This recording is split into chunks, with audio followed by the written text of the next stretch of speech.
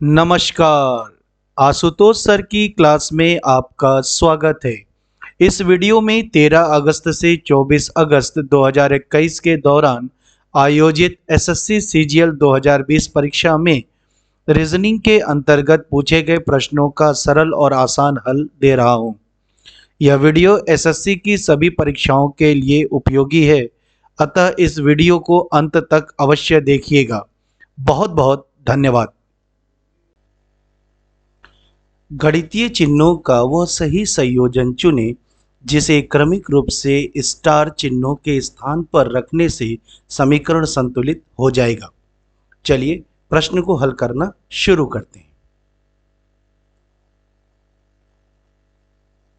इस प्रकार के प्रश्नों को हल करने के लिए हम लोग ऑप्शन का सहारा लेते हैं। सबसे पहले ऑप्शन 1, उसके बाद 2, उसके बाद 3 और उसके बाद 4 ऑप्शन में दिए गए गणितीय चिन्हों को क्रम से स्टार के स्थान पर रखते हैं और यह देखते हैं कि समीकरण संतुष्ट हो रहा है या नहीं हो रहा है। समीकरण का संतुष्ट होना यानी सेटिस्फाई होने का अर्थ है LHS is equal to RHS। तो चलिए आगे बढ़ते हैं और हम लोग ऑप्शन 1 को लेते हैं और ऑप्शन 1 में दिए गए गणितीय चिन्हों को स्टार के स्थान पर रखते हैं। इसके बाद हम लोग बॉडमॉस के नियम का प्रयोग करके इसको हल करते हैं। तो बॉडमॉस कहता क्या है कि सबसे पहले ऑफ यानी का को हल कीजिए, उसके बाद डिवाइडेड बाई, उसके बाद मल्टीप्लिकेशन, उसके बाद एडिशन और अंत में सब्ट्रैक्शन। तो हमारे दिए गए समीकरण में ऑफ यानी का नहीं है, तो हम सबसे पहले डिवाइडेड बाई को सॉल्व करेंगे, उसके बाद मल्टीप्लाई को सॉल्व करेंगे, उसके बाद एडिशन और अंत में सब्ट्रैक्शन। तो सबसे पहले हम जो है डिवाइडेड बाई को सॉल्व करेंगे, तो 7 छंग 42। तो अगला जो एक्सप्रेशन है वो इस प्रकार होगा कि 7 छंग 42 6 हो गया। इसके बाद हम मल्टीप्लाई को सॉल्व करेंगे, तो 11 गुणे 6, तो 11 गुणे 6 कितना हो जाएगा, 66 हो जाएगा और इस प्रकार हमें एक नया समीकरण प्राप्त होगा। तो 11 गुणे 6 बराबर कितना हो जाएगा, 66। इसके बाद हम जो है एडिशन करेंगे। एडिशन करने के लिए 6 को 64 में जोड़ देंगे तो कितना होगा, 70 और इस प्रकार हमें एक और समीकरण प्राप्त होगा। अब हम 70 में 66 को घटा देंगे तो हमें 4 प्राप्त होगा। तो हम लोग देख रहे हैं कि LHS is equal to RHS। तो हम कह सकते हैं कि ऑप्शन 1 में दिया गया गणितीय चिन्ह समीकरण को संतुष्ट कर रहा है, अर्थात LHS is equal to RHS और इस प्रकार हमारा आंसर होगा 1।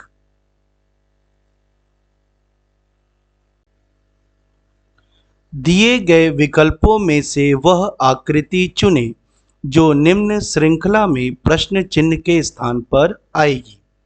चलिए प्रश्न को हल करना शुरू करते हैं। ये ऑप्शन फिगर है, इसके बाद ये प्रश्न आकृति है।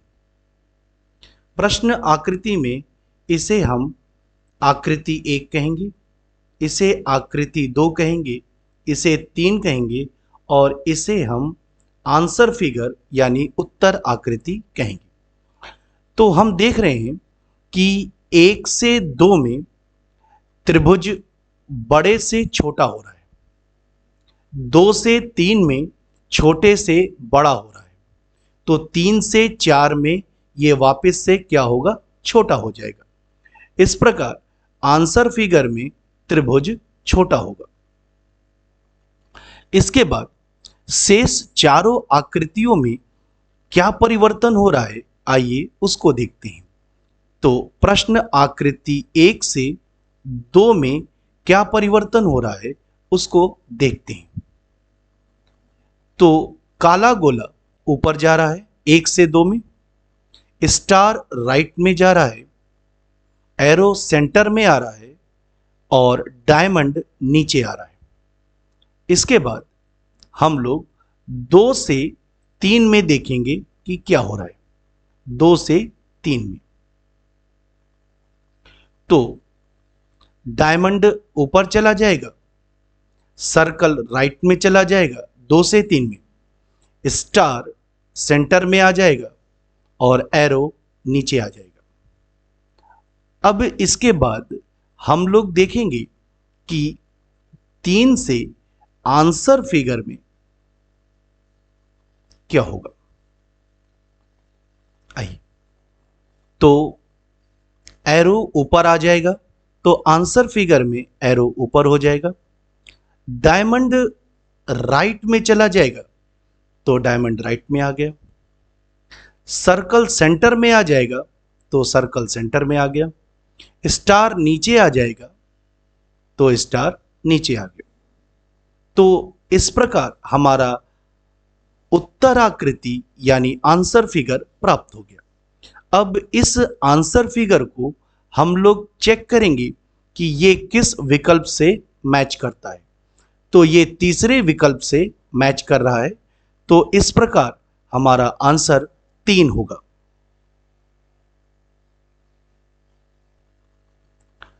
अक्षरों के उस संयोजन का चयन करें जो दी गई श्रृंखला में रिक्त स्थानों में क्रमिक रूप से रखे जाने पर श्रृंखला को पूर्ण करेगा। आइए प्रश्न को हल करना शुरू करते हैं। ये ऑप्शन है और ये प्रश्न है। इस प्रकार के प्रश्न को हल करने के लिए एक कंसेप्ट का प्रयोग करते हैं। वो कंसेप्ट इस प्रकार से है कि लेटर और स्पेस लेटर को गिनते हैं। तो हमारे प्रश्न में लेटर और स्पेस लेटर को गिनने पर कुल 18 लेटर बनते हैं। इन 18 लेटर को बराबर बराबर भागों में बांट देते हैं। तो 6-6 के 3 ग्रुप में हम बांट देते हैं। तो 6-6-6 तो 6 त्रिक 18। इसके बाद हम लोग पहले ग्रुप, दूसरे ग्रुप और तीसरे ग्रुप में लेटर को नंबर दे देते हैं। 1, 2, 3, 4, 5, 6। 1, 2, 3, 4, 5, 6। 1, 2, 3, 4, 5, 6। आप पहले से दूसरे में देखिए तो पहले स्थान पर L होगा, दूसरे स्थान पर N है तो यहां पर N हो जाएगा। फिर उसके बाद आप देखें तो तीसरे स्थान पर U है तो U हो जाएगा। फिर उसके बाद से चौथे स्थान पर A दोनों जगह पर है। 5वें स्थान पर P है दूसरे समूह में, तो पहले समूह में 5वें स्थान पर P कर देंगे। फिर 6वें स्थान पर पहले समूह में Z है तो दूसरे समूह में Z कर देंगे। तो इस तरीके से हम देख रहे हैं कि जो है हर समूह में जो लेटर होगा वो L N U A P Z, L N U A P Z। तो तीसरे समूह में भी L N U A P Z। तो इस तरीके से हमारा श्रृंखला पूर्ण हो गया और खाली स्थान के जो लेटर हैं उनका समूह हमारा आंसर हो जाएगा। तो जो खाली स्थान है उसे भर दें L N U A P Z। दूसरे समूह में L N U A P Z। तीसरे समूह में L N U A P Z। और इस तरीके से L N U A P Z का श्रृंखला बन जाता है। तो खाली स्थान पर जो अक्षर आए हैं नीले रंग से उनका समूह हमारा आंसर होगा। तो हमारा जो आंसर होगा वो ऑप्शन 4 होगा। वह विकल्प चुनें जिसमें संख्याएं एक दूसरे से उसी तरह से संबंधित हैं जैसे नीचे दिए गए सेट की संख्याएं एक दूसरे से संबंधित हैं। चलिए प्रश्न को हल करना शुरू करते हैं। ऑप्शन और ये प्रश्न। सबसे पहले हम लोग 25, 18 और 225 में आपस में किस प्रकार का संबंध है उसे जानने का प्रयास करते हैं। तो 25, 18, 225 में संबंध कुछ इस प्रकार से है कि बीच की संख्या को 2 से भाग लगा करके पहली संख्या में गुणा कर देंगे तो तीसरी संख्या प्राप्त हो जाएगी। एक बार फिर, 3 संख्याओं में संबंध इस प्रकार से है कि दूसरी संख्या में 2 से भाग लगाकर पहली संख्या में गुणा कर देंगे तो तीसरी संख्या प्राप्त होगी। जैसे 25 गुणे 18/2, तो 2 से काटेंगे तो 9 बार में जाएगा और 25 गुणे 9 225। अब ऐसा ही संबंध हमें चारों ऑप्शंस में से देखना होगा। तो चौथे ऑप्शन में हमें ऐसा संबंध दिखाई देता है। 24, 22 और 264 में हम लोग 22 में 2 से भाग लगाएंगे और 24 में गुणा कर देंगे तो 264 प्राप्त होगा। तो 2 से 22 में भाग लगाते हैं 11, तो 24 गुणे 11 264। तो प्रश्न कहता है कि 25, 18, 225 में जो संबंध है वही संबंध 4 ऑप्शंस में से किस 3 संख्याओं में है। तो हमारा आंसर होगा 4। तो चौथे ऑप्शन में दिए गए तीनों संख्याओं में भी वही संबंध है। तो इस प्रकार हमारा आंसर 4 होगा। यदि दर्पण को PQ पर रखा जाता है तो दिए गए संयोजन का सही दर्पण प्रतिबिंब चयनित कीजिए। चलिए प्रश्न को हल करना शुरू करते हैं। ऑप्शन और ये हमारा प्रश्न, इसमें PQ दर्पण है और दर्पण के आगे ये लेटर रखे हुए हैं। तो दर्पण प्रतिबिंब का एक कंसेप्ट होता है कि जो लेटर दर्पण के जितने करीब होगा प्रतिबिंब में भी वो लेटर उतने करीब होगा। अब देखें तो दर्पण PQ से पहला लेटर J है, तो इधर भी J होगा, ठीक है। फिर उसके बाद से क्या होगा, F होगा। और हमें प्रतिबिंब भी नहीं बनाना है, ठीक है ना, हम प्रतिबिंब भी ना बनाएं। जैसे दर्पण से पहले J है तो इधर भी J होगा, ठीक है। फिर F है तो इधर दूसरे नंबर पर F होगा और तीसरे नंबर पर क्या होगा, Q होगा। JFQ उल्टा होगा लेकिन क्रम क्या होगा, JFQ का होगा। यानी दर्पण प्रतिबिंब का जो कंसेप्ट है वो इस प्रकार से है कि दर्पण से जो लेटर जितना करीब होगा प्रतिबिंब में भी वो लेटर उतना करीब होगा। जैसे PQ दर्पण से पहला लेटर J है तो प्रतिबिंब में भी पहला लेटर J होगा। दूसरा लेटर F है तो प्रतिबिंब में भी F होगा और तीसरा लेटर Q है तो प्रतिबिंब में भी Q होगा। तो JFQ के आधार पर हम लोग ऑप्शन में देखते हैं कि कौन सा ऑप्शन प्रतिबिंब हो सकता है। तो पहले में आपको MY7 दिख रहा है इसलिए पहला ऑप्शन नहीं होगा, ठीक है।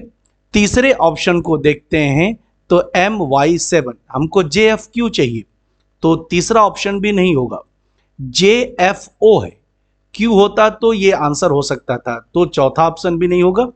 तो JFQ, हमें केवल JFQ दूसरे ऑप्शन में मिल रहा है, इसलिए जो है दिए गए अक्षर और लेटर का और संख्या का जो समूह है उसका दर्पण प्रतिबिंब ऑप्शन 2 में दिखता है, JFQ। तो हम कह सकते हैं कि दिए गए अक्षर या लेटर और संख्याओं का दर्पण प्रतिबिंब इस प्रकार से होगा। तो दूसरे ऑप्शन में JFQ दिख रहा है, बाकी JFQ ये पहले में नहीं है, तीसरे में नहीं है और चौथे में नहीं है।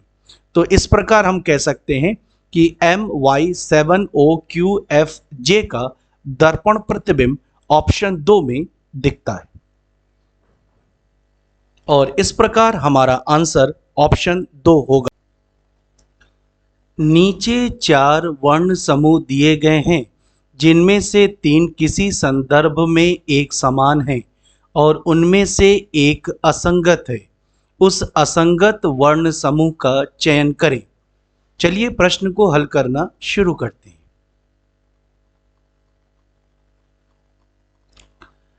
सबसे पहले ऑप्शन में दिए गए लेटर को उनके प्लेस वैल्यू के साथ लिखते हैं।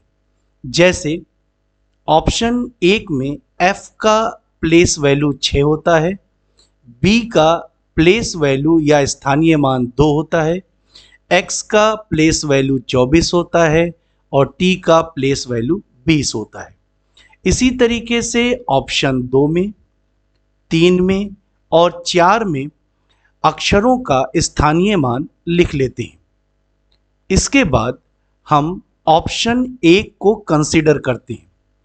ऑप्शन 1 में पहले से दूसरे अक्षर में 4 की कमी हो रही है और तीसरे से चौथे में 4 की कमी हो रही है। ऑप्शन 2 को देखते हैं तो पहले से दूसरे में 4 की कमी हो रही है और तीसरे से चौथे में 5 की कमी हो रही है। ऑप्शन 3 को कंसीडर करते हैं तो ऑप्शन 3 में पहले से दूसरे में 4 की कमी हो रही है और तीसरे से चौथे में 4 की कमी हो रही है। ऑप्शन 4 को कंसीडर करते हैं तो इसमें पहले से दूसरे में 4 की कमी हो रही है और तीसरे से चौथे में भी 4 की कमी हो रही है। तो इस प्रकार हम देख रहे हैं कि ऑप्शन 1, 3 और 4 एक समान है जबकि ऑप्शन 2 असंगत है। इस प्रकार हमारा जो आंसर होगा वो ऑप्शन 2 होगा। वह विकल्प चुनें जो तीसरी संख्या से उसी प्रकार संबंधित है जिस प्रकार दूसरी संख्या पहली संख्या से संबंधित है। आइए प्रश्न को हल करना शुरू करते हैं। ऑप्शन प्रश्न। इस प्रश्न में पहली और तीसरी संख्या अर्थात 12 और 16 में एक खास संबंध है। वो संबंध इस प्रकार से है, गुणे 2 माइनस 8, अर्थात 12 में 2 से गुणा करके 8 को घटा देंगे तो 16 प्राप्त हो जाएगा। जैसे 12 गुणे 2 24 और 24 में 8 घटाएंगे तो 16। तो पहली और तीसरी संख्या में जो संबंध है वो गुणे 2 माइनस 8।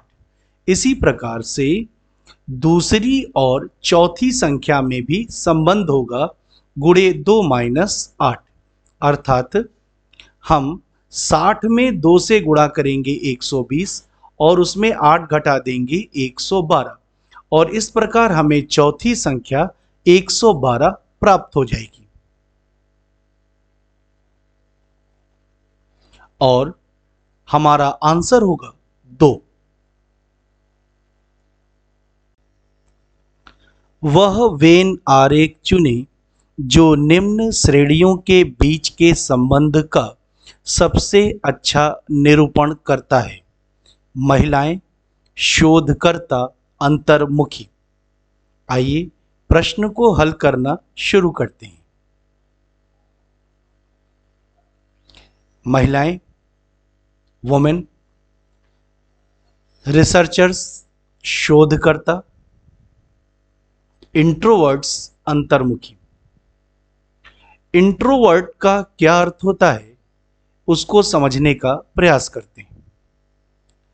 इंट्रोवर्ट का मतलब होता है एक ऐसा शांत शर्मीला व्यक्ति जो अन्य लोगों की तुलना में हमेशा अकेले रहना पसंद करता है और लोगों से बहुत ही कम बात करता है।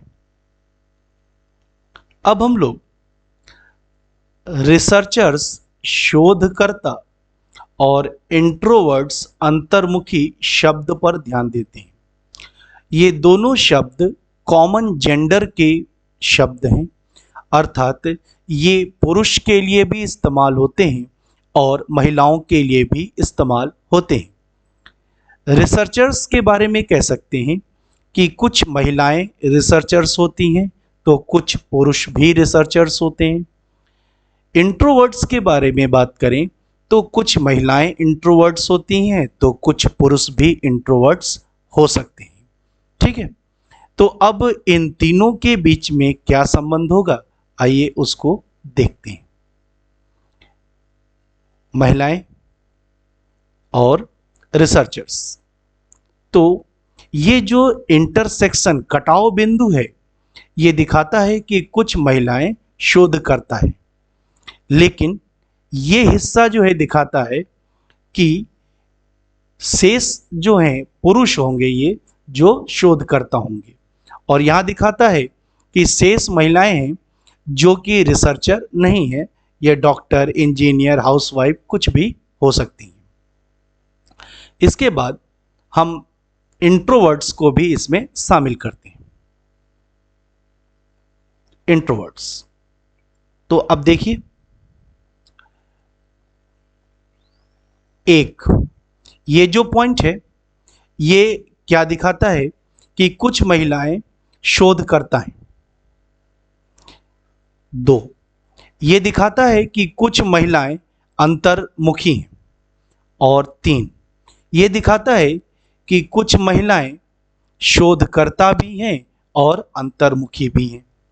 तो महिलाओं, शोधकर्ता और अंतर्मुखी के बीच में जो सबसे उचित संबंध है वो इस वेन डायग्राम के जरिए प्रदर्शित किया गया है। और इस प्रकार हमारा जो आंसर होगा वो आंसर होगा 3।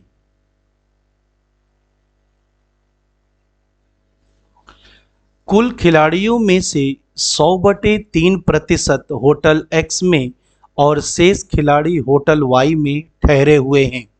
यदि होटल वाई के 20 खिलाड़ियों को होटल एक्स में स्थानांतरित किया जाता है तो होटल एक्स में ठहरे हुए खिलाड़ियों की संख्या कुल खिलाड़ियों की संख्या की 50% हो जाती है। यदि होटल एक्स के 20 खिलाड़ियों को होटल वाई में स्थानांतरित कर दिया जाता है तो होटल एक्स में ठहरे हुए खिलाड़ियों की संख्या खिलाड़ियों की कुल संख्या की कितने प्रतिशत हो जाएगी। आइए प्रश्न को हल करना शुरू करते हैं। हम मान लेते हैं कुल खिलाड़ियों की संख्या ए है। होटल एक्स में खिलाड़ियों की संख्या कुल खिलाड़ियों का 100/3% होगी, यानी ए का 100/3%। तो ए का 100/3 और प्रतिशत का 1/100, तो 100 से 100 कैंसिल हो गया। तो होटल एक्स में ठहरे हुए खिलाड़ियों की संख्या A/3 हो जाएगी। प्रश्न आगे बढ़ता है। होटल वाई में ठहरे खिलाड़ियों की संख्या, तो कुल खिलाड़ियों की संख्या में होटल एक्स में ठहरे हुए खिलाड़ियों की संख्या घटा देते हैं। तो ए में A/3 घटा देंगे तो 2A/3। इस प्रकार होटल एक्स में खिलाड़ियों की संख्या A/3 और होटल वाई में खिलाड़ियों की संख्या 2A/3 होगी। प्रश्न आगे बढ़ता है और केस 1 देता है। कहता है केस 1 कि वाई होटल से 20 खिलाड़ी एक्स होटल में आ जाते हैं। तो अब एक्स होटल में खिलाड़ियों की संख्या 20 बढ़ जाएगी। तो अभी A/3 था तो 20 बढ़ जाएगा। तो अब खिलाड़ियों की संख्या होटल एक्स में A/3 + 20 होगी। और प्रश्न कहता क्या है कि ये संख्या कुल खिलाड़ियों का 50% होगी। तो कुल खिलाड़ियों का 50% बराबर होगा A/3 + 20। तो कुल खिलाड़ियों का 50% बराबर A/3 + 20। इस समीकरण को हल करके A का मान ज्ञात करेंगे और A का मान हमें कुल खिलाड़ियों की संख्या देगा। तो A का 50% का मतलब होता है 50/100, तो 50 दूना 100, A/2। और A/3 को जब हम पक्षांतर करेंगे तो -A/3 बराबर 20 हो जाएगा। तो हमें एक नया समीकरण प्राप्त हो जाएगा। ठीक है, इसके बाद हम 6 एलसीएम ले लेंगे। तो 2 × 3 = 6 और 3 दूना 6, बराबर 20। तो 3a में से 2a घटेगा तो a बराबर 6 का क्रॉस मल्टीप्लिकेशन 20 से होगा तो 120। तो इस प्रकार कुल खिलाड़ियों की संख्या 120 प्राप्त हो जाएगी। तो कुल खिलाड़ियों की संख्या 120। अब प्रश्न आगे बढ़ता है और दूसरा केस या कंडीशन देता है। कहता है कि X होटल से 20 खिलाड़ी Y होटल में चले जाएं। तो X होटल में खिलाड़ियों की संख्या A/3 थी, 20 Y होटल में चले जाएंगे तो कम हो जाएगा, तो A/3 माइनस 20। चूंकि हमें A का मान ज्ञात हो गया है, इसलिए अब हम दूसरे केस में होटल X में कुल खिलाड़ियों की संख्या ज्ञात कर सकते हैं जब होटल X से 20 खिलाड़ी Y होटल में चले जाएं। तो होटल X से 20 खिलाड़ी निकल जाएंगे तो अब शेष खिलाड़ी कितने होंगे? A/3 minus 20। A की जगह 120 रख देंगे और 3 चौक 12, 40, 40 में से 20 गया 20। तो होटल X से जब 20 खिलाड़ी Y होटल में चले जाएंगे तो होटल X में बचे हुए शेष खिलाड़ी 20 होंगे। तो प्रश्न कहता है कि होटल X में जो खिलाड़ी बचे हैं वो कुल खिलाड़ियों का कितने प्रतिशत है? तो टोटल प्लेयर का K प्रतिशत बराबर होटल X में शेष खिलाड़ियों की संख्या।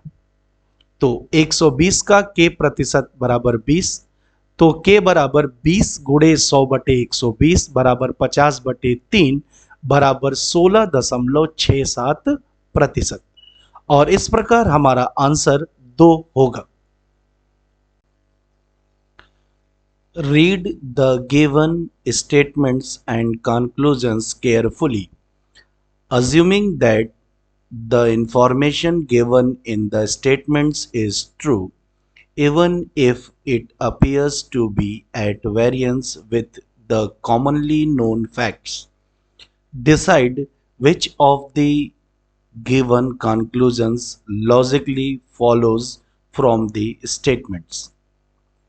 Statements: all polygons are angles, all angles are diagonals, all cones are cubes, all cubes are decagons, no diagonal is a cube. Conclusions: first, some diagonals are polygons. Second, all diagonals are decagons. Third, no polygon is a cone. Fourth, some cubes are angles. Option 1, both conclusion second and fourth follow. Option 2, only conclusion first follows. 3, both conclusion first and second follow. Fourth, both conclusions first and third follow. इसी प्रश्न का हिंदी रूपांतरण। दिए गए कथनों और निष्कर्षों को ध्यान से पढ़ें। कथनों में दी गई जानकारी को सत्य मानते हुए भले ही वह सामान्य रूप से ज्ञात तथ्यों से भिन्न प्रतीत हो, निर्धारित करें कि कौन से निष्कर्ष दिए गए कथनों का तार्किक रूप से अनुसरण करते हैं। कथन: सभी बहुभुज कोण हैं, सभी कोण विकर्ण हैं, सभी शंकु घन हैं, सभी घन दशभुज हैं, कोई भी विकर्ण घन नहीं है। निष्कर्ष 1, कुछ विकर्ण बहुभुज हैं। 2, सभी विकर्ण दशभुज हैं। 3, कोई भी बहुभुज शंकु नहीं है। 4, कुछ घन कोण हैं। विकल्प 1, निष्कर्ष 2 और 4 दोनों अनुसरण करते हैं। विकल्प 2, केवल निष्कर्ष 1 अनुसरण करता है। विकल्प 3, निष्कर्ष 1 और 2 दोनों अनुसरण करते हैं। 4, निष्कर्ष 1 और 3 दोनों अनुसरण करते हैं। आइए प्रश्न को हल करना शुरू करते हैं।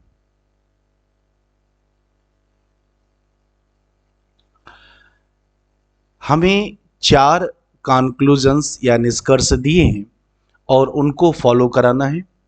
इससे पहले जो कथन है उस कथन को वर्गीकृत करते हैं। ऑल से शुरू होने वाले सकारात्मक या पॉजिटिव स्टेटमेंट को हम ए कहते हैं। तो ऑल से शुरू होने वाले positive statement A type statement होते हैं और नो से शुरू होने वाला स्टेटमेंट ई टाइप होता है।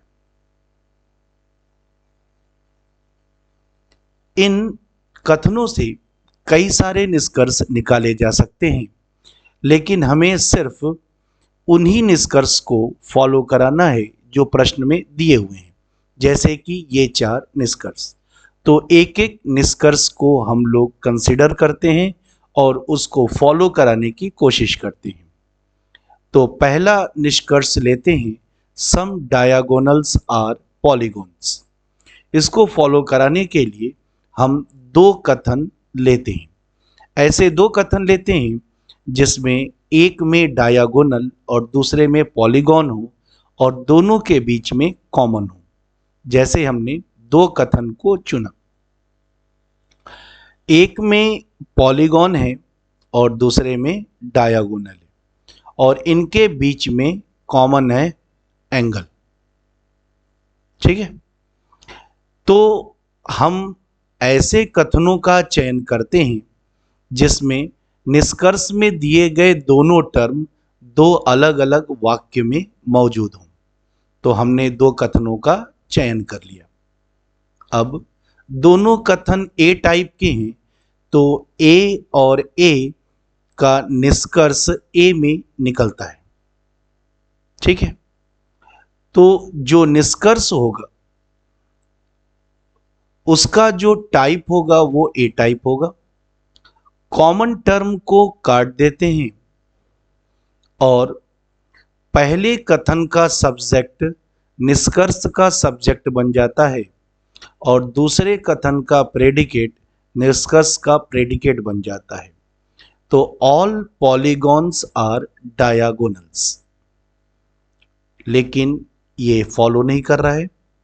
तो अब हम करेंगे क्या कि जो निष्कर्ष आया है इसका कन्वर्जन कर देंगे।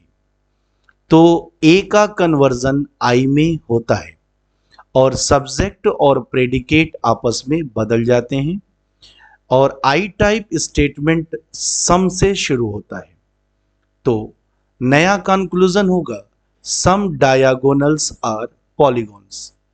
कन्वर्जन में ए का कन्वर्जन आई में होता है, सब्जेक्ट और प्रेडिकेट आपस में बदल जाते हैं और आई टाइप है तो ऑल की जगह ये सम से शुरू होता है।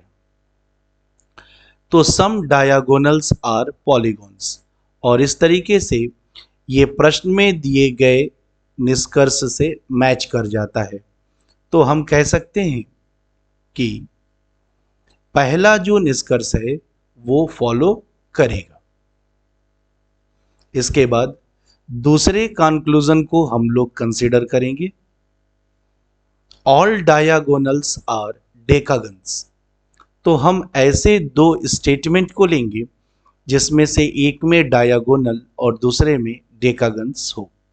तो हमने इन स्टेटमेंट में से 2 स्टेटमेंट लिया, एक में डायगोनल और दूसरे में डेकागन, लेकिन शर्त यह है कि इनमें एक कॉमन टर्म दोनों में होना चाहिए। तो क्यूब कॉमन है। ठीक है, अब इन दोनों कथनों से निष्कर्ष निकालते हैं। तो ई प्लस ए रिजल्ट जो है ओ रिवर्स में जाता है, यानी जो हमारा निष्कर्ष निकलेगा वो ओ रिवर्स में निकलेगा, यानी सम नॉट में निकलेगा। और रिवर्स का मतलब होता है कि जो सब्जेक्ट है वो दूसरे कथन का सब्जेक्ट होगा, निष्कर्ष का सब्जेक्ट दूसरे कथन का जो प्रेडिकेट होगा वो सब्जेक्ट बन जाता है और पहले कथन का जो सब्जेक्ट होता है वो निष्कर्ष का प्रेडिकेट बन जाता है। इसी को ओ रिवर्स कहते हैं। तो E प्लस ए, एक बार फिर रिपीट, E प्लस ए ओ रिवर्स में होगा। ओ रिवर्स का मतलब क्या होगा? Some are not, common term cut जाएंगे। अगर सामान्यतः ओ होता तो पहले कथन का सब्जेक्ट कॉन्क्लूजन का सब्जेक्ट होता और दूसरे कथन का प्रेडिकेट कॉन्क्लूजन का प्रेडिकेट होता। लेकिन रिवर्स में होता क्या है कि दूसरे कथन का प्रेडिकेट सब्जेक्ट बन जाता है और पहले कथन का सब्जेक्ट कॉन्क्लूजन का प्रेडिकेट बन जाता है। तो इस तरीके से हमारा जो निष्कर्ष आया, some decagons are not diagonals, जबकि प्रश्न में कंक्लूजन क्या है? All decagons are, sorry, all diagonals are decagons, तो मैच नहीं कर रहा है। तो इसका मतलब है कि दूसरा निष्कर्ष फॉलो नहीं करेगा। इसके बाद तीसरे निष्कर्ष को लेते हैं। पॉलीगॉन और कोन के बीच में हमें निष्कर्ष बनाना है, तो हम कथन लेते हैं। तो पॉलीगॉन और कोन के बीच में निष्कर्ष बनाने के लिए हमने 4 कथन को लिया। इसमें all polygons are angles, all polygons are angles, all angles are diagonals, all angles are diagonals. इसके बाद no diagonal is a cube, no diagonal is a cube. इसके बाद जो ये कथन है इसका कन्वर्जन कर दिया, तो ए का कन्वर्जन आई में होता है और सम में होता है, तो सम डेकागन्स आर क्यूब्स। तो सॉरी, हम जो लेंगे वो इसको लेंगे, ठीक है, क्योंकि हमने पहले लिया ऑल पॉलीगॉन्स आर एंगल्स, इसको लिया, फिर ऑल एंगल्स आर डायगोनल्स, इसको लिया, फिर no diagonal is a cube, इसको लिया, ठीक है। फिर उसके बाद से जो तीसरा कथन है ऑल कोन्स आर क्यूब्स, इसका कन्वर्जन कर देंगे और नीचे रखेंगे, ठीक है। तो क्या होगा? सम क्यूब्स आर कोन्स। ऐसा इसलिए किए क्योंकि पॉलीगॉन और कोन में रिलेशन बनाना है, तो ऐसे कथन हो जिनके बीच में कॉमन टर्म हो, लेकिन पॉलीगॉन के साथ एंगल है और कोन के साथ क्यूब है, तो कॉमन टर्म एडजस्ट करने के लिए हमने ऐसा किया। तो अब देखिए कि पहले और दूसरे कथन का कॉमन टर्म इस तरह एडजस्ट होना चाहिए, प्रेडिकेट सब्जेक्ट। दूसरे और तीसरे का कॉमन टर्म प्रेडिकेट और सब्जेक्ट, ठीक है, और तीसरे और चौथे का कॉमन टर्म सब्जेक्ट और प्रेडिकेट। तो निश्चित रूप से जो है ये विकर्णवत होना चाहिए, predicate subject predicate subject predicate subject, common term. तो सारे कॉमन टर्म जो हैं वो क्या होंगे? कट जाएंगे। और अब हम पॉलीगॉन और कोन में रिलेशन बनाएंगे, ठीक है। लेकिन रिलेशन का जो पॉलीगॉन और कोन में आएगा उसका जो स्टेटमेंट होगा वो किस टाइप का स्टेटमेंट होगा, तो उसको हम लोग देखते हैं। यानी कंक्लूजन का जो स्टेटमेंट है वो किस टाइप का होगा उसको देखते हैं। उसके लिए a प्लस ए बराबर ए और a प्लस ई बराबर ई और e प्लस आई बराबर ओ रिवर्स, यानी जो कंक्लूजन आएगा वो ओ रिवर्स में आएगा, ठीक है। सारे कॉमन टर्म कट जाएंगे, सारे कॉमन टर्म कट जाएंगे, ठीक है ना। ओ रिवर्स है, इसका मतलब होगा कि some cones are not polygons, यानी हमारा जो निष्कर्ष होगा पॉलीगॉन और कोन को लेकर के वो इस प्रकार होगा कि some cones are not polygons. लेकिन यहां पर क्या है? नो पॉलीगॉन इज अ कोन, ठीक है।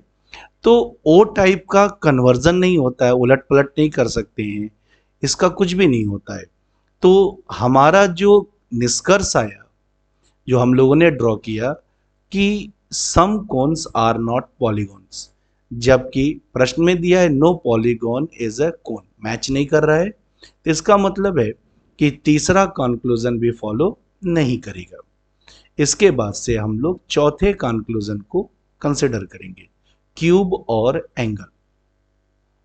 तो ऐसे दो कथन चुनिए जिसमें क्यूब और एंगल हो और एक कॉमन टर्म हो। ठीक है, तो हमने चुना, तो एक कॉमन टर्म है डायगोनल। ठीक है, तो हम निष्कर्ष निकालेंगे। तो a प्लस ई का जो निष्कर्ष आता है वो ई में आता है। ठीक है, तो कॉमन टर्म क्या होगा, कट जाएगा और ई में आएगा, यानी no angles is a cube, no angle is a cube, जबकि यहां पर क्या है कि सम क्यूब्स आर एंगल्स। ठीक है ना, तो अगर हम जो है इसका कन्वर्जन करते हैं तो no cube is a angle, E का कन्वर्जन ई में होता है, तो no cube is a angle, जबकि प्रश्न का जो निष्कर्ष है सम क्यूब्स आर एंगल्स, यानी कि कुछ घन कोण हैं, जबकि यहां पर कह रहा है कि कोई भी घन कोण नहीं है। इसका मतलब चौथा भी फॉलो नहीं करेगा। तो इस तरीके से हम कह सकते हैं कि केवल एक निष्कर्ष फॉलो करेगा और हमारा आंसर होगा ऑप्शन 2। वह सही विकल्प चुने जो दिए गए शब्दों को उस क्रम में दर्शाता है जिसमें वे अंग्रेजी शब्दकोश में आते हैं। 1 freeze, 2 freedom, 3 fryer, 4 frozen, 5 fraud, 6 fringe. आइए प्रश्न को हल करना शुरू करते हैं। ये 6 शब्द हैं और इनको अंग्रेजी शब्दकोश के अनुसार पहले से बाद के क्रम में सजाना है। तो ये पहले से बाद का क्रम होगा, रोमन में लिखा है। अब हम छयों शब्द में देखते हैं, तो पहला जो लेटर है वो एफ है, तो इससे तय नहीं कर पाएंगे कि कौन पहले कौन बाद में आएगा। दूसरा लेटर आर है, तो इससे भी हम नहीं तय कर पाएंगे। लेकिन जब हम तीसरे पर आते हैं तो पांचवें में फ्रॉड में तीसरा जो लेटर है वो ए है। इसका मतलब है कि फ्रॉड जो है वो इन 6 शब्दों में सबसे पहले शब्दकोश में प्रकट होगा। तो फ्रॉड की स्थिति तय हो गई, 1 नंबर की स्थिति होगी, पहले होगी। तो फ्रॉड को इस खेल से बाहर कर देते हैं, यानी फ्रॉड अब रेस से बाहर हो गया। ठीक है, और अब रेस जो होगा कौन पहले कौन बाद में, वो फ्रीज, फ्रीडम, फ्रायर, फ्रोजन और फ्रिंज के बीच में होगा। तो अब हम देखते क्या है कि जो तीसरा लेटर है वो तो फ्रॉड में ए था, लेकिन पहले और दूसरे में तीसरा लेटर ई है और चौथा लेटर भी ई है। ठीक है, तो अब खेल पहले और दूसरे फ्रीज और फ्रीडम पर खेला जाएगा। तो दोनों में तीसरा और चौथा लेटर क्या है, ई है, तो इससे भी नहीं तय होगा कि कौन पहले कौन बाद में आएगा। तो अब हम क्या करेंगे कि फ्रीज और फ्रीडम में जो है हम पांचवा लेटर देखेंगे। तो पांचवा लेटर क्या है, डी और जेड। तो डी पहले आता है, तो इसका मतलब क्या है कि फ्रीडम पहले आएगा और फ्रीज जो है वो बाद में आएगा। फ्रीज और फ्रीडम में अगर रेस हो रही है तो दूसरे स्थान पर जो आएगा वो फ्रीडम आएगा, और इस तरीके से फ्रीडम की स्थिति तय हो गई, तो फ्रीडम रेस से बाहर हो गया, तो इसको हटा देते हैं। इसके बाद से जो है फ्रीडम के बाद फ्रीज आएगा, क्योंकि जो पांचवा लेटर है वो जेड है, तो फ्रीज जो है वो तीसरे स्थान पर आएगा, तो फ्रीज भी रेस से बाहर हो गया। अब रेस फ्रायर, फ्रोजन और फ्रिंज के बीच में है, तो फ्रायर, फ्रोजन और फ्रिंज के तीसरे लेटर को देखते हैं। तो फ्रिंज का तीसरा लेटर आई है, तो आई पहले आता है। इसके बाद फ्रोजन का देखिए तो ओ उसके बाद आएगा और वाई सबसे अंत में आएगा। ठीक है, तो चौथे स्थान पर जो आएगा वो फ्रिंज आएगा। तो फ्रिंज भी रेस से बाहर हो जाएगा, तो इसे भी हटा देते हैं। अब फ्रायर और फ्रोजन, तो फ्रायर और फ्रोजन में तीसरा लेटर जो है वो वाई और ओ है, तो ओ पहले आएगा। तो पांचवें स्थान पर फ्रोजन आएगा और यह भी रेस से बाहर हो गया। और अब बचा फ्रायर, तो छठवें स्थान पर जो है वो वाई होने के कारण फ्रायर जो है सबसे अंत में आएगा। तो इस प्रकार जो है 6 शब्दों का अंग्रेजी शब्दकोश के अनुसार पहले से अंतिम का क्रम इस प्रकार होगा: fraud, freedom, freeze, fringe, frozen, fryer. और इस प्रकार हमारा जो आंसर होगा वह 2 होगा। दिए गए विकल्पों में से वह संख्या चुनें जो निम्नलिखित श्रृंखला में प्रश्न चिन्ह के स्थान पर आएगी: 24, 35, 51, 73, 102 के बाद कौन सी संख्या आएगी? तो चलिए प्रश्न को हल करना शुरू करते हैं।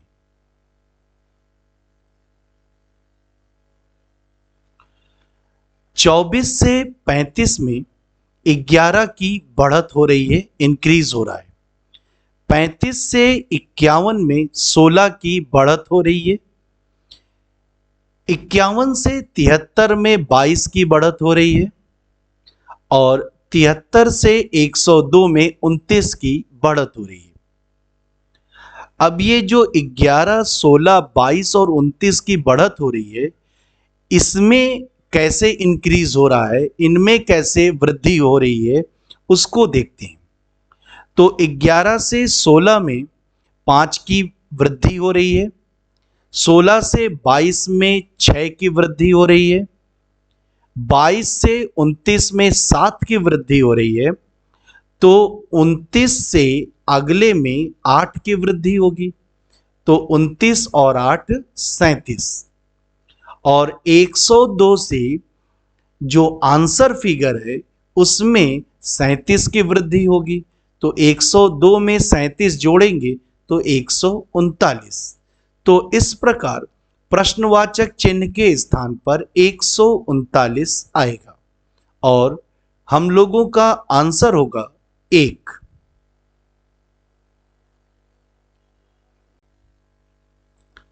वह विकल्प आकृति चुनें जो दी गई आकृति में सन्निहित है, आकृति को घुमाना नहीं है। चलिए प्रश्न को हल करना शुरू करते हैं। हम ऑप्शन 3 को कंसीडर करते हैं और देखते हैं कि क्या यह आकृति प्रश्न में दी गई आकृति के अंदर एम्बेडेड है, सन्निहित है। तो हम एक एक कंपोनेंट को मिलाएंगे। जैसे ऑप्शन 3 में देखिए ये लाल रंग से है, तो ये कंपोनेंट आंसर फिगर में भी दिख रहा है। इसके बाद ऑप्शन में आते हैं, तो ऑप्शन में आपको ये लकीर दिखी। अब क्वेश्चन फिगर देखिए तो उसमें भी ये लकीर दिखेगी। इसके बाद ऑप्शन फिगर को देखिए तो आपको एक ऊपर जाती हुई लकीर दिखेगी। तो क्वेश्चन फिगर में भी आप देखिए तो एक ऊपर जाती हुई लकीर दिखेगी। इसके बाद ऑप्शन फिगर में आपको लेफ्ट की ओर एक सीधी रेखा जाती हुई दिखेगी। तो क्वेश्चन फिगर में भी लेफ्ट में जाती हुई सीधी रेखा दिख रही है। इसके बाद ऑप्शन फिगर में देखें तो टॉप टू बॉटम एक खड़ी रेखा दिख रही है। तो ऐसी खड़ी रेखा क्वेश्चन फिगर में भी दिखेगी। तो क्वेश्चन फिगर में भी दिख रही है।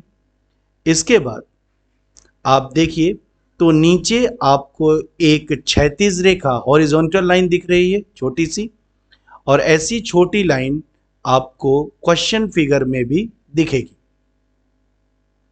इसके बाद ऑप्शन फिगर में देखिए तो आपको टॉप टू बॉटम एक बड़ी लकीर फिर दिखेगी।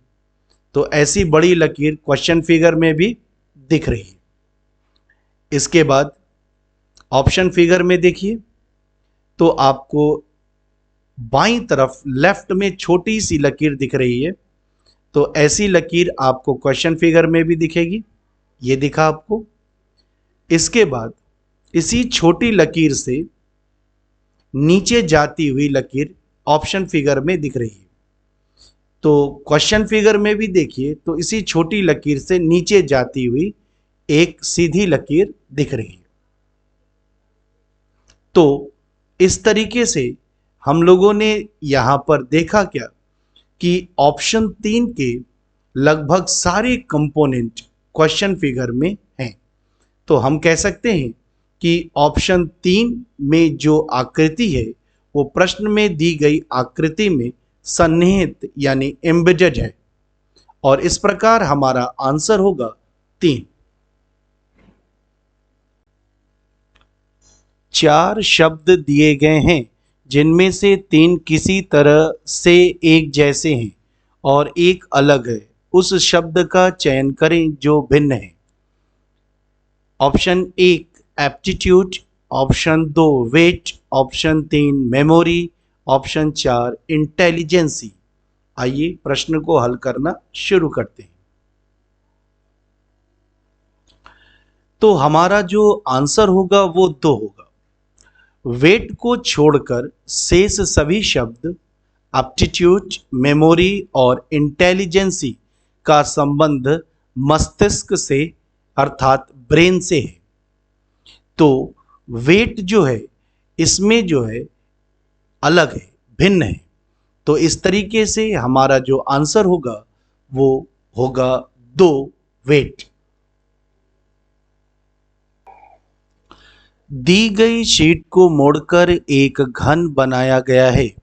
इस निर्मित घन पर हैश प्रतीक वाले फलक के विपरीत फलक पर कौन सा प्रतीक होगा?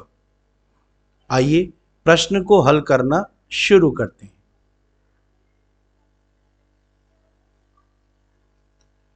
इस फिगर में एंड और हैश एक दूसरे के विपरीत होंगे, यानी जब हम इस आकृति को मोड़कर एक घन बनाएंगे तो एंड और हैश एक दूसरे के विपरीत सतह पर स्थित होंगे। इस प्रकार परसेंट और प्लस एक दूसरे के विपरीत होंगे और एट द रेट और डॉलर एक दूसरे के विपरीत होंगे। तो प्रश्न है कि हैश के विपरीत कौन सा चिन्ह होगा? तो आंसर है एंड, और इस प्रकार हमारा आंसर होगा 1। उस विकल्प का चयन करें जो तीसरे शब्द से उसी प्रकार संबंधित है जैसे दूसरा शब्द पहले शब्द से संबंधित है।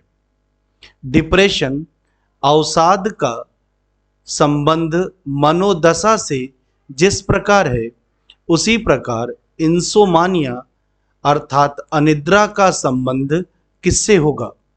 ऑप्शन 1 नींद स्लिप, ऑप्शन 2 रात नाइट, ऑप्शन 3 सपने ड्रीम्स, ऑप्शन 4 सोच थिंकिंग। आइए प्रश्न को हल करना शुरू करते हैं।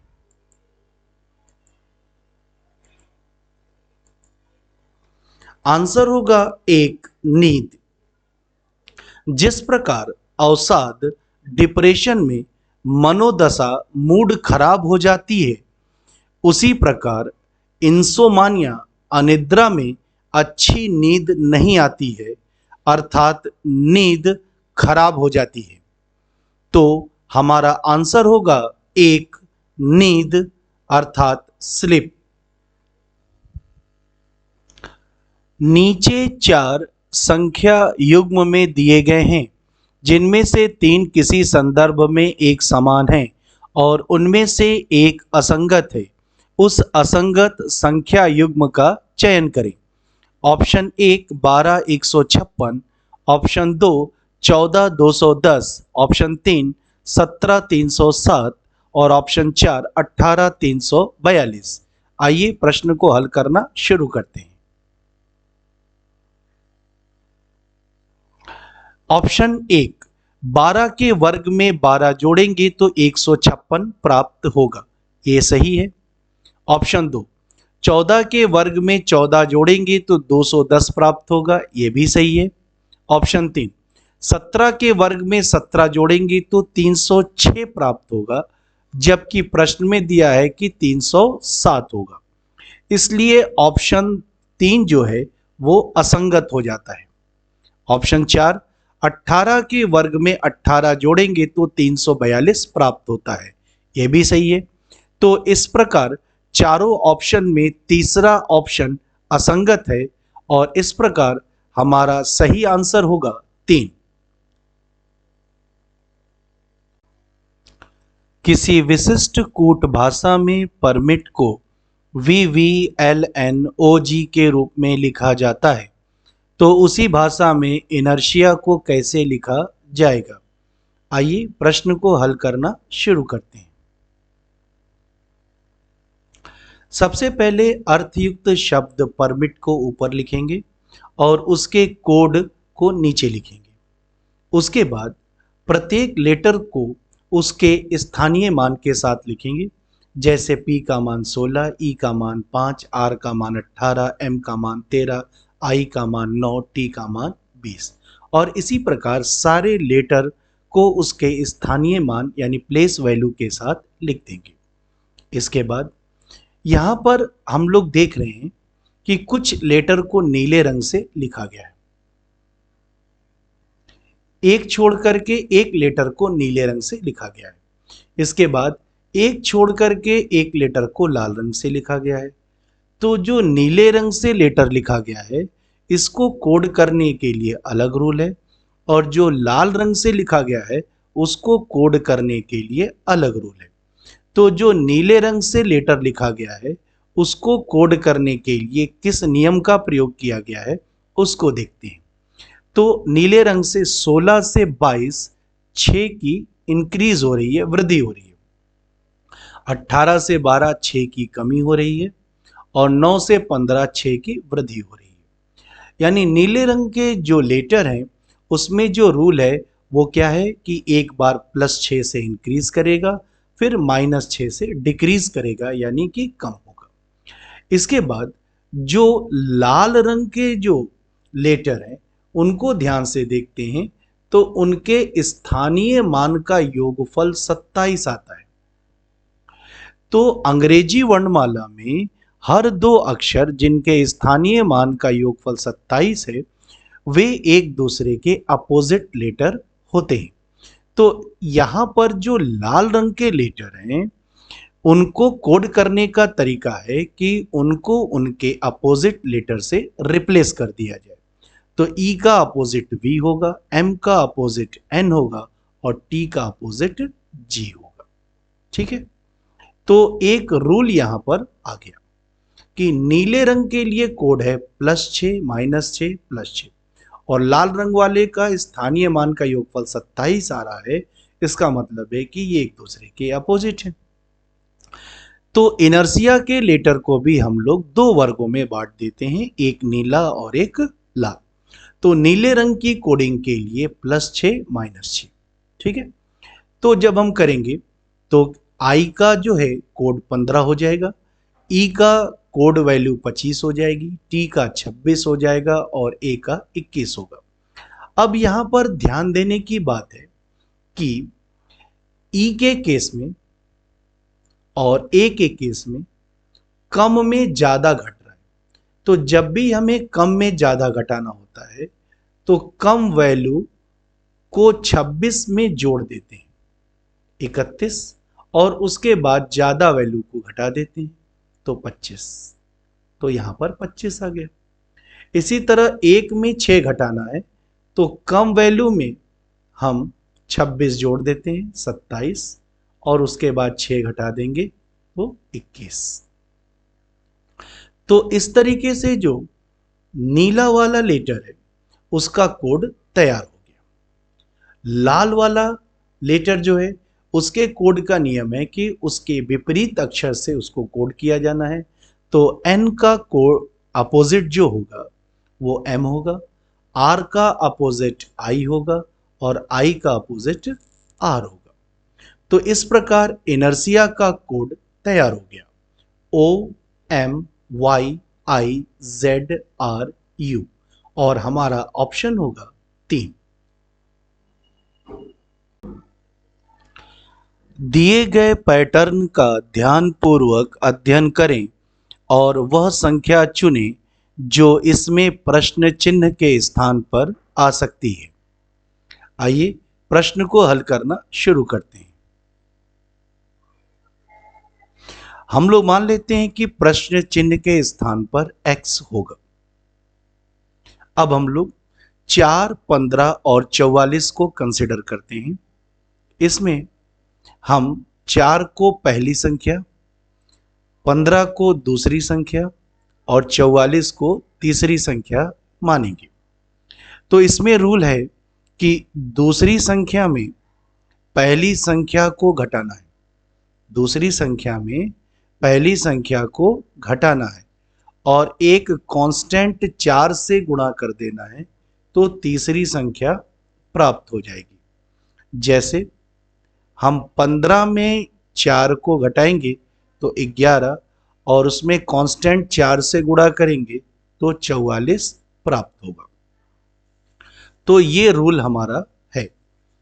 तो हम दूसरी संख्या 15 में 4 घटाकर एक कांस्टेंट 4 से गुणा करेंगे तो 44। इसी प्रकार 6, 21 और 24 में दूसरी संख्या 21 में 6 घटाएंगे 15 आएगा और कांस्टेंट 4 से गुणा करेंगे तो 15 चौक 60 होगा। इसी तरीके से 7 और x और 68 में हम दूसरी संख्या x में 7 घटाएंगे और 4 का गुणा करेंगे और x की वैल्यू हमारा आंसर होगा। तो 4 से 17 बार में 17 चौक 68। तो x माइनस 7 बराबर 17। तो x बराबर कितना होगा 17 प्लस 7 24। तो हम कह सकते हैं कि x माइनस 7 बराबर 17। तो x बराबर 17 प्लस 7 24 और इस प्रकार हमारा आंसर होगा 1 24। किसी विशिष्ट कूट भाषा में अराउंड को 5 2 1 8 2 4 1 2 1 4 4 और फिक्स को 6 3 6 2 4 के रूप में कूटबद्ध किया गया है। तो उसी भाषा में प्लास्टिक को कैसे कूटबद्ध किया जाएगा। आइए इस प्रश्न को हल करना शुरू करते हैं।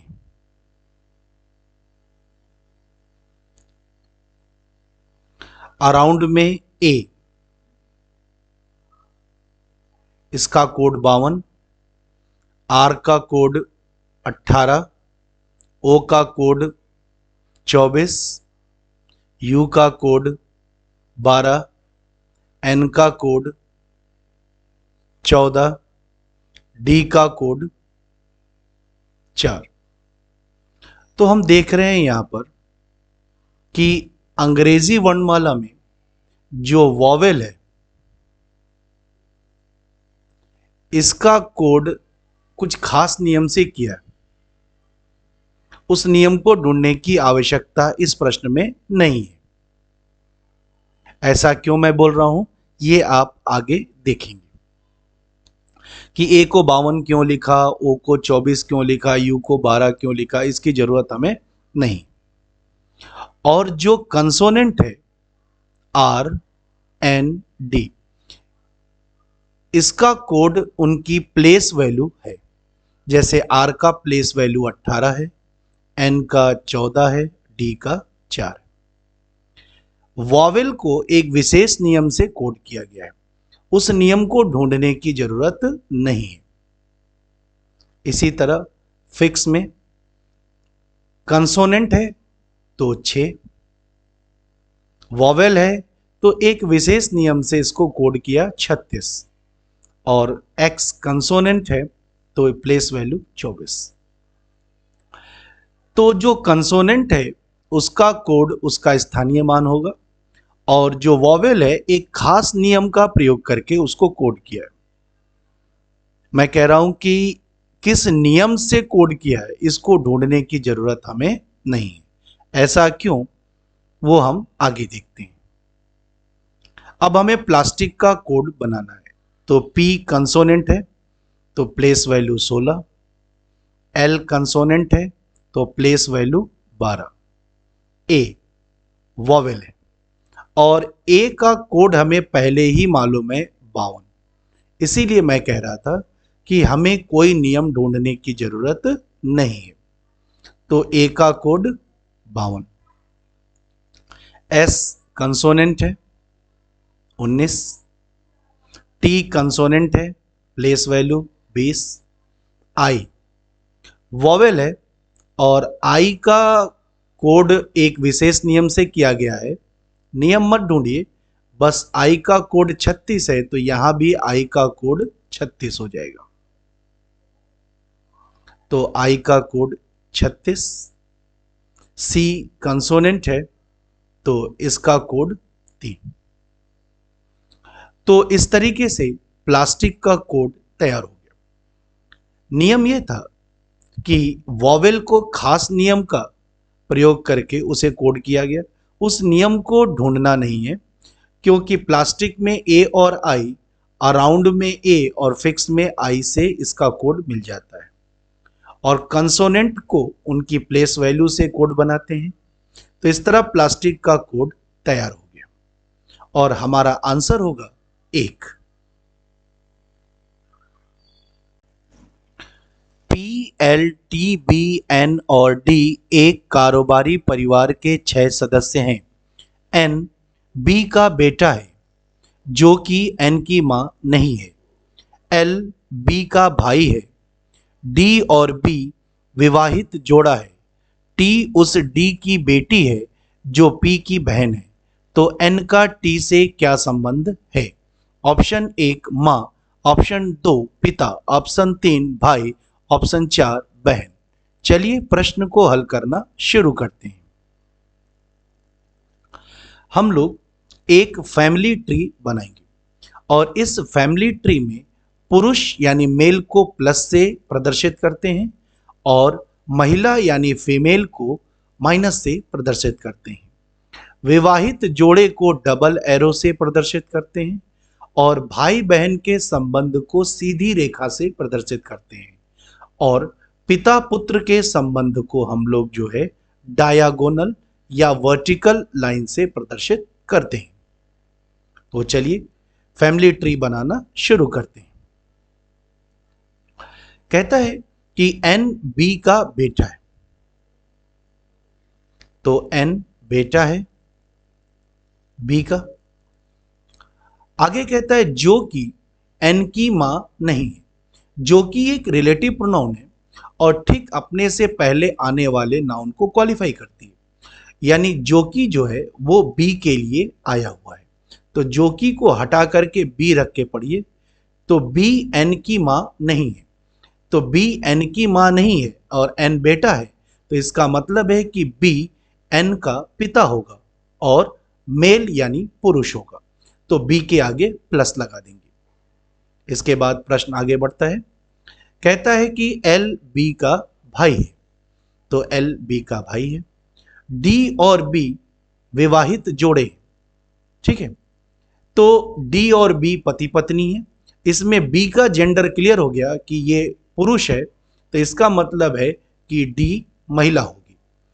तो ये कह सकते हैं कि डी और बी पति पत्नी है, तो बी पति होगा और डी पत्नी होगी। इसके बाद प्रश्न आगे बढ़ता है। टी उस डी की बेटी है, यानी टी डी की बेटी है। जो एक रिलेटिव प्रोनाउन है और ये डी के लिए आया है, तो जो हटा के डी रख के पढ़िए कि डी पी की बहन है। तो डी पी की बहन है। अब पी का जेंडर क्लियर नहीं है कि पी भाई है या बहन है। तो एन का टी से क्या संबंध है? तो एन और टी बी और डी की संतान है, तो एक ही माँ बाप की संतान है, तो वो भाई बहन का संबंध रखती है। तो एन का टी से क्या संबंध है? तो एन टी का भाई होगा, और इस प्रकार हमारा आंसर होगा 3। दिए गए विकल्पों में से वह वर्ण समूह चुनें जो निम्नलिखित श्रृंखला में प्रश्न चिन्ह के स्थान पर आएगा। चलिए प्रश्न को हल करना शुरू करते हैं।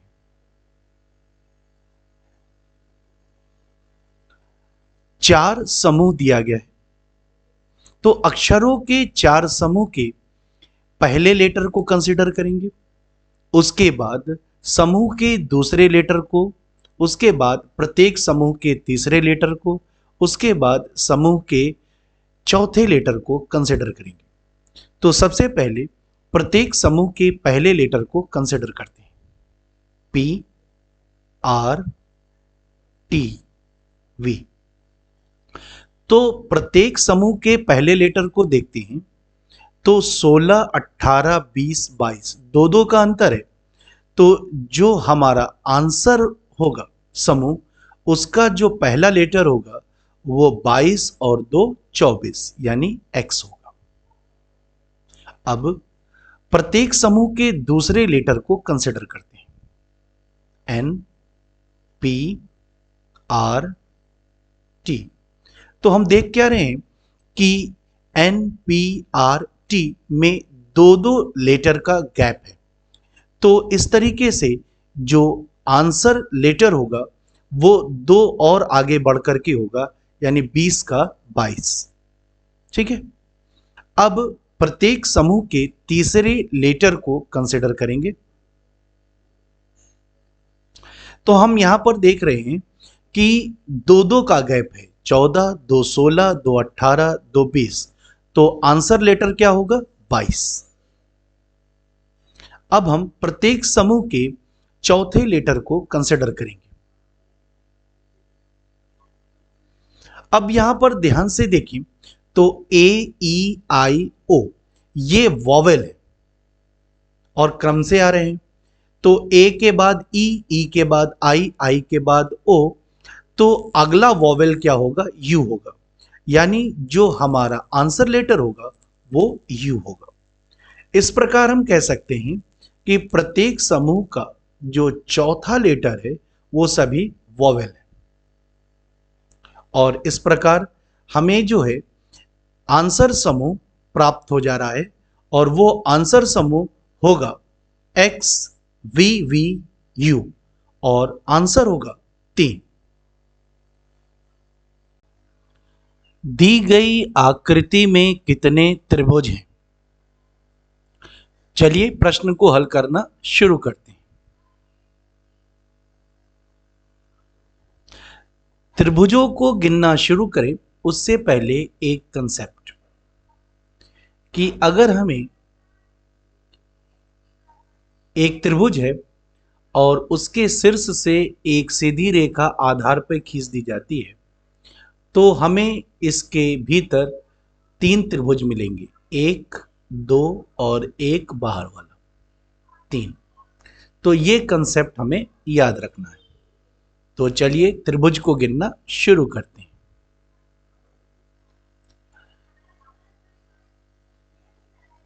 सबसे पहले हम इस ऊपर वाले की बात करते हैं। तो यहां पर 1, 2 और एक बाहर वाला, तो 3 त्रिभुज हमें मिल गए। इसके बाद